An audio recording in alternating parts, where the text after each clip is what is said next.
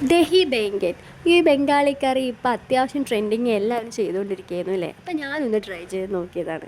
പ്രത്യേകിച്ച് പണിയൊന്നുമില്ല, വളരെ എളുപ്പമാണ്. നമ്മുടെ വഴുതന ഇതുപോലെ വട്ടത്തിൽ കട്ട് ചെയ്ത് അതിൽ മുളക് പൊടിയും മഞ്ഞൾപ്പൊടിയും ഉപ്പും ഇട്ടിട്ട് ഈ മസാല മിക്സാകാൻ പാകത്തിന് കുറച്ച് വെള്ളം ഒഴിച്ച് ഈ വഴുതന അതിലോട്ടിട്ട് നന്നായിട്ടൊന്ന് മസാല പിടിപ്പിച്ചെടുക്കാം.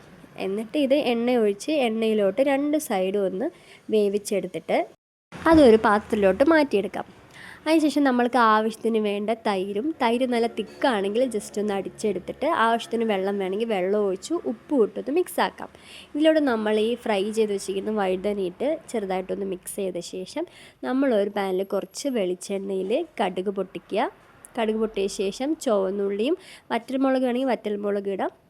പിന്നെ കറിവേപ്പില ഇട്ട് കുറച്ച് മുളക് പൊടി ഇട്ട് ഈ താളിപ്പ് ഇതിലോട്ട് കൊട്ടി മിക്സ് ചെയ്താൽ മാത്രമേ നല്ല സൂപ്പർ ടേസ്റ്റ് ആയിട്ടുള്ള ദഹി ബെങ്കൻ കറി റെഡിയായിരിക്കുകയാണ്.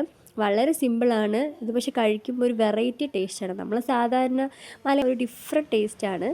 നല്ല ചൂട് ചോറിനോട് ഈ ഒരൊറ്റ കറി മാത്രം മതി നമുക്കിന്ന് സുഖമായിട്ട് ചോറുണ്ണാൻ. എല്ലാവരും ഒന്ന് ട്രൈ ചെയ്ത് നോക്കുക. ഓക്കെ, അടുത്ത വീഡിയോയിലൂടെ വീണ്ടും കാണാം. ബായ്.